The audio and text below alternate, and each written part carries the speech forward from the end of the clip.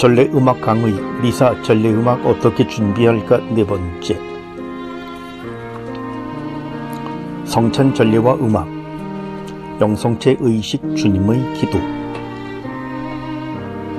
영성체 예식은 주님의 기도로 시작한다. 빵, 용서, 그리고 상호 간의 평화라는 주제를 가진 이 기도는 사세기 말역부터 영성체를 준비하는 가장 이상적인 기도로서 빵 나눔 의식 직후 현행 미사의 하느님의 어린 양에 바쳐졌다.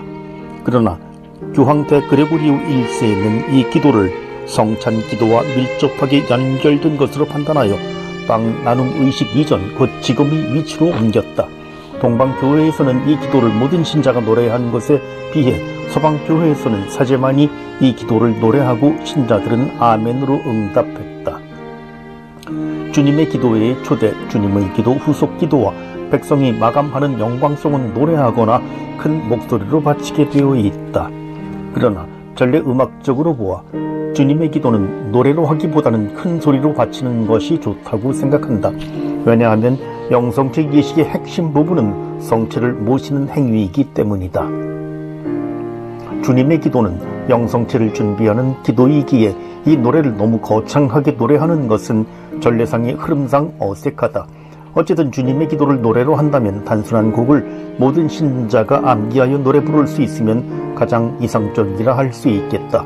그리고 만약 주님의 기도를 노래로 불렀다면 후속 기도, 주님 저희를 모든 악에서 구하시고 다음에 따라오는 영광송, 주님께 나라와 권능과 영광이 역시 노래로 불러야 한다. 왜냐하면 영광송은 주님의 기도의 한 부분처럼 사용되기 때문이다. 주님의 기도를 바치자고 초대하는 사제는 그날 미사 전례의 성격, 공동체의 크기에 맞는 권고를 하면 좋겠다. 특별히 주님의 노래를 노래로 할 경우 형제자매 여러분 정성 들여 노래합시다 등으로 바꾸어 초대해 준다면 신자들이 큰 소리로 기도문을 시작하는 등의 혼돈을 막을 수 있지 않을까. 이 평화예식, 평화의 인사를 나누십시오라고 부제가 없을 때는 사제가 초대하면 신자들은 앞뒤 좌우의 몇몇 분들과 절도 있는 적당한 행동으로 평화의 인사를 나누게 되는데 이때 노래는 필요 없다. 간혹 젊은이 미사에서 긴 시간 동안 샬롬, 평화를 노래하며 평화의 인사, 이른바 윤회 인사를 하는데 특별한 경우 예를 들어 피정 등을 제외하고는 전례 정신에 맞지 않다. 이 부분에서 중요한 것은 서로 평화 예식을 나누는 것이지 노래를 부르는 것이 아니기 때문이다. 3. 하느님의 어린 양. 사제가 축성된 빵을 나누고 성작 안에 넣을 때 성가대나 선창자는 하느님의 어린 양을 노래하거나 큰 소리로 낭송하고 회중들은 화답한다. 이 노래는 7세기경에 세르지오 1세 교황이 동방교회에서 도입한 것으로 보인다. 그는 사제가 빵을 나누는 동안 전 회중이 계속하여 이 노래를 부르도록 하였다. 그러다가 8, 9세기부터 작은 빵이 등장하고 이제 더 이상 빵을 나눌 필요가 없게 되자 여러 번 반복하던 노래를 3번으로 한정시켰다.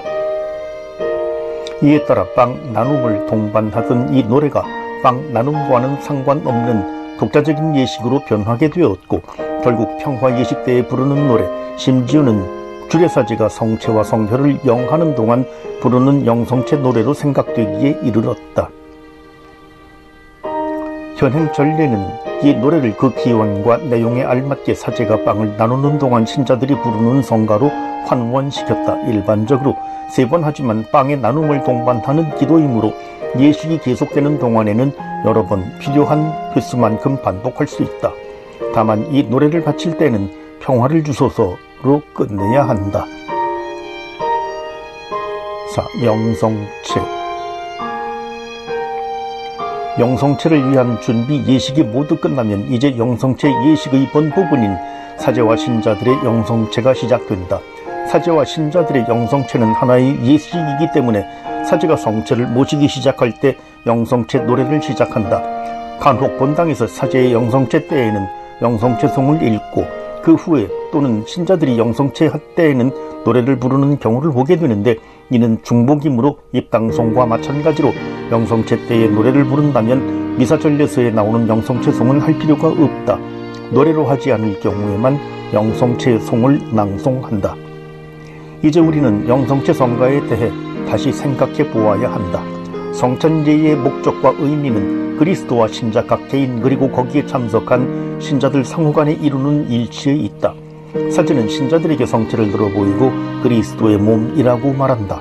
이는 단순히 축성된 그 빵이 그리스도의 몸이라는 사실을 말하려는 것이 아니라 그 빵을 먹는 사람들도 함께 그리스도와 한 몸을 이룬다는 것을 말하는 것이다. 이러한 일치의 신비를 나타내는데 음악의 봉사적 기능은 상당히 중요하다. 신자들이 성체를 모시러 제단으로 줄을 서서 함께 나아가는 행렬이 지닌 친주적인 일치감을 형성하고 시각적이고 동적인 힘을 강화시켜주는 음악이 필요한 것이다. 따라서 이러한 영성체 노래의 봉사적 기능을 무시하고 단순히 성체를 찬미 또는 흠숭하는 노래는 사용할 수가 없다는 것을 이제 확실히 알아야겠다. 영성체 선거라고 하기보다 영성체 행렬 노래라고 하는 것이 더 옳은 표현이며 설령 줄여서 영성체 노래라고 부르더라도 다시 한번 말하지만 성체를 찬미 또는 흠숭하는 노래를 사용해서는 안 된다. 총지침 86항은 이 노래는 여러 목소리를 하나로 묶음으로써 영성체를 하는 이들의 영신적 일치를 드러내고 마음의 기쁨을 표시하며 영성체 행렬의 공동체의 특성을 더욱 밝혀준다고 하였다. 여기서 말하는 공동체 특성을 1969년에 발표된 로마 미사전례서 총지침에는 영성체 행렬을 더욱 형제답게 만드는 것으로 표현하고 있다. 이 영성체 행렬 노래, 영성체 행렬의 노래의 역사와 봉사적 기능. 영성체 노래의 역사는 세기를 통하여 신자들의 영성체 관습이 어떻게 바뀌었는가 하는 문제와 직접적으로 연결되어 있다. 초대교회 3세기 동안 신자들은 미사에서 정기적으로 성체를 받아 모셨다. 이렇게 신자들이 날마다 성체를 모시던 신심은 4세기부터 쇠퇴하여 성체를 받아 모시는 신자들의 수가 매우 빠른 속도로 감소하기 시작하였다. 이렇게 성체 배령자의 수가 감소된 데에는 여러 가지 요인이 있었지만 무엇보다 중요한 것은 그리스도의 신성을 부인하는 아리아니즘에 대한 교회의 강한 대응 때문이었다. 이런 교회의 대응은 신자들에게 그리스도의 신성에 대한 두려움의 신비를 과도하게 심어주어 성체 모시기를 두려워하게 되었다. 이렇게 영성체하는 사람들이 없게 되자 영성체 노래는 사제의 영성체 후에 부르는 노래가 되고 말았다. 신자들이 앉아있는 동안 사제는 성직자 모자를 쓴 채 혼자서 그레고리오 성가 후렴을 노래하였다. 그러나 트리엔트 공의회는 신자들의 잦은 영성체를 권장하였고 비오 10세 교황은 신자들이 매일 영성체 할 것을 권고하였다. 이렇게 시작한 신자들의 영성체 배령은 1940년경 일어난 전례운동으로 더욱 잦아졌고 제2차 바티칸 공의회 이후에는 일반적인 것이 되었다. 따라서 지금과 같이 매일 미사에서 성체를 받아 모시는 현상이 바로 영성체 행렬과 영성체 행렬 노래의 복구를 위한 시발점이 되었다. 영성체 노래는 이제 더 이상 사제의 영성체 후에 부르는 노래가 아니라 신자들의 영성체 때 부르는 노래가 되었다. 현재의 영성체 노래는 본래의 기능대로 신자들이 행렬을 지어 영성체를 하는 동안에 부르는 영성체 행렬 동반 노래이다. 앞에 언급한 1969년 총지침 86항은 이러한 영성체 행렬의 복원을 잘 설명해주고 있다. 신자들이 영성체를 하러 제단으로 나아간다는 것은 대단히 중요한 의미를 가진다. 이것은 순전히 개인적인 방법으로 그리스도를 영하는 것만을 목적으로 나아감으로 뜻하는 것이 아니다. 영성체는 우리 자신과 그리스도의 일치, 더 나아가 성체를 영하는 우리들의 서로 간의 일치를 바라는 뜻에서 이루어진다. 이 총지침이 추천하는 영성체 행렬 노래.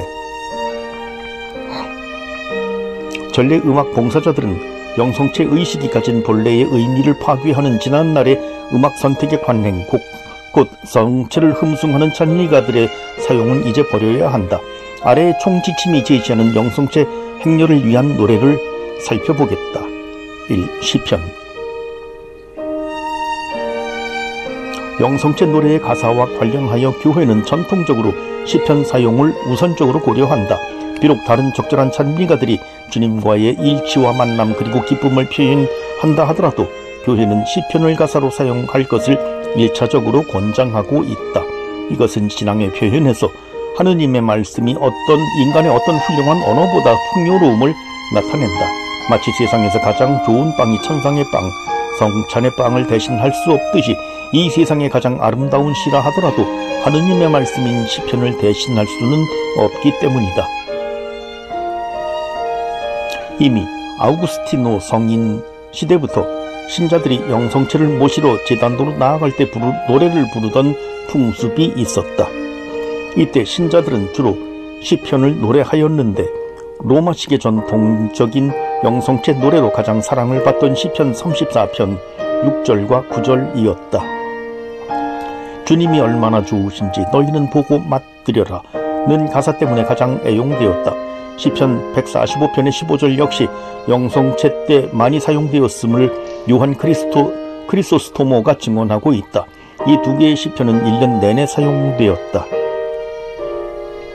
위에 언급한 시편 외에도 교회 전통과 전례는 아래의 시편들을 사용하여 성체성사의 의미를 강조하였다. 시편 내용들 생략. 원래는 시편 9절이 더 많이 이용되었지만 하느님의 어린 양 노래가 길어지고 영성체를 하는 신자가 감소하면서 시편의 9절들은 삭제되고 대송만이 지금 영성체 송으로 남게 되었다. 안티폰. 영성체 송후렴. 총지침 87항은 영성체 노래를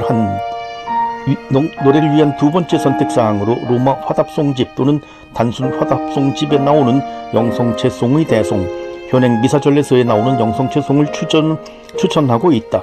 이 대송들은 시편과 함께 또는 시편 없이 노래할 수 있다. 3. 적절한 노래. 세 번째 선택으로 총지침 87항은 주교회의에서 인정된 적절한 노래들의 사용을 제시하고 있다. 이 적절한 노래들이란 일반적으로 찬미가들이나 찬미가들을 말한다.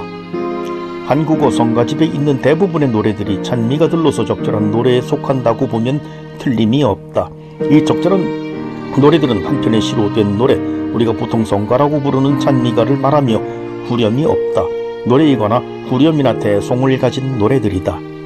찬미가는 기억하기 쉽고 부르기 쉬워 전례에 참여하는 신자들 모두가 가사와 선율을 암기할 때 더욱 효과를 볼 수 있다. 그렇지 않으면 신자들은 성체를 모시려고 행렬하는 동안에도 성가책을 들고 가야 하는 불편을 감수해야 한다. 따라서 성체를 받아 모시러 갈 때 가장 적합한 노래는 대송이나 후렴을 가진 노래이다. 성가대가 시편이나 찬미가의 어려운 부분을 노래하고 신자들은 쉽고 단순한 대송이나 후렴을 노래할 수 있기 때문이다. 이런 단순한 노래는 신자들의 일치를 강화해 주기에 더욱 바람직하다. 신자들이 노래를 부르는데 노력을 기울여야 하는 찬미가는 삼가는 것이 좋다.